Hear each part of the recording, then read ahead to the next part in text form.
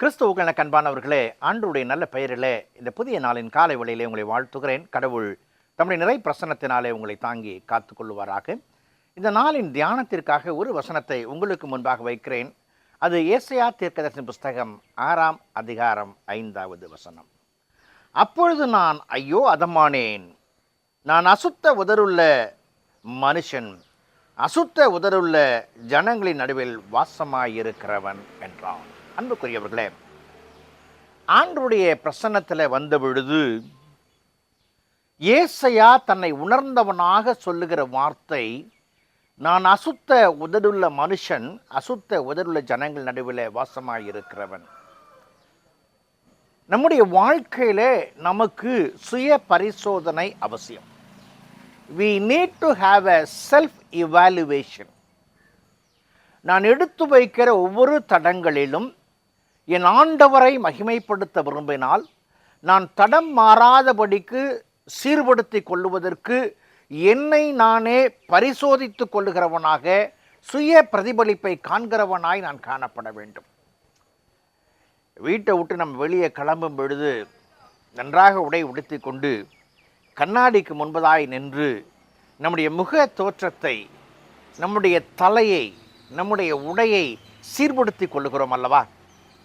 நம்மை சோதனை செய்துள்ளோம். வெளியே செல்லுவதற்கு ஏற்ற நிலையிலே என் அலங்காரங்கள் இருக்கின்றனவா என்று சொல்லி.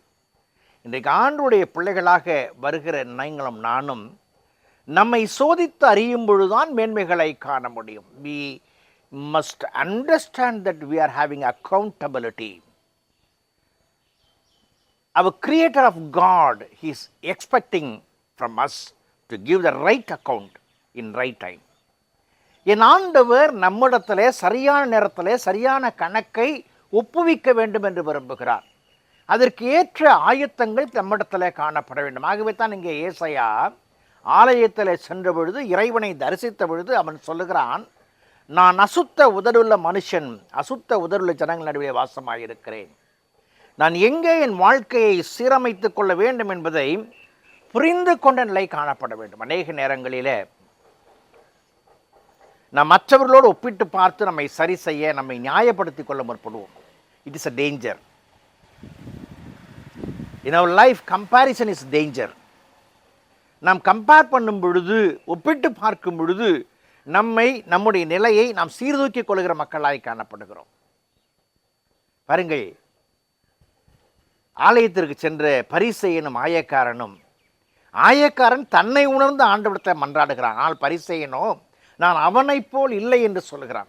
அப்படி தன்னை நியாயப்படுத்திக் கொள்ளுகிறான். அன்புக்குரிய விசுவாசிகளே, இன்றைக்கு நீங்களும் நானும் வாழ்கிற வாழ்க்கையில் இறைவனோடு ஒப்பு வாழ வேண்டும் என்று சொன்னால் சுய பரிசோதனை நமக்கு அவசியம்.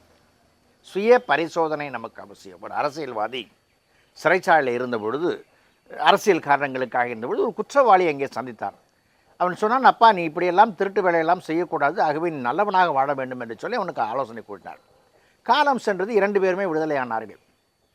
ஒரு நாள் இந்த அரசியல்வாதி ஒரு குளத்தில் குளித்து கரையேறும் பொழுது எதிரே ஒரு மனிதன் வண்டியை இழுத்து கொண்டு சென்றான். அவரை பார்த்து ஒரே சந்தோஷம். என்ன சந்தோஷம்? சிறையிலே நான் புத்தி சொன்னவன் இன்றைக்கு உழைத்து சாப்பிட ஆரம்பித்து விட்டான். அவன் நன்றாக வேலை செய்கிறான், வண்டி இழுத்து செல்கிறான் என்று சொல்லி அறிந்த பொழுது அவனை சென்று சந்தித்து, பரவாயில்லை, நீ இப்பொழுது திருந்து விட்டாய் என்பதை நினைத்து எனக்கு மனதுக்கு மகிழ்ச்சியாக இருக்கிறது என்று சொன்னான். உங்களிடத்துல சொல்லுவதற்கு என்ன, நான் இந்த வண்டியை திருடிட்டு தான் போகிறேன் அப்படின்னா. தன்னை பரிசோதித்து செய்கிற அளவுக்கு அவனுக்கு திராணி இல்லை. ஆகவே தான் அவன் தொழிலை விட்டு வெளியே வரவில்லை. இன்றைக்கு நீங்களும் நானும் ஆண்டவருடைய பிள்ளைகள் சுய மதிப்பீடு செய்து இறைவனுக்கு உகந்த வாழ்க்கைக்கு நேராக நம்மை திருப்புவோம் என்று சொன்னால் நம்மை அழைத்த ஆண்டவர் அற்புதமாய் நம்மை நடத்துவார். அவருடைய கரங்களை நம்மை ஒப்புக் கொடுப்போம்.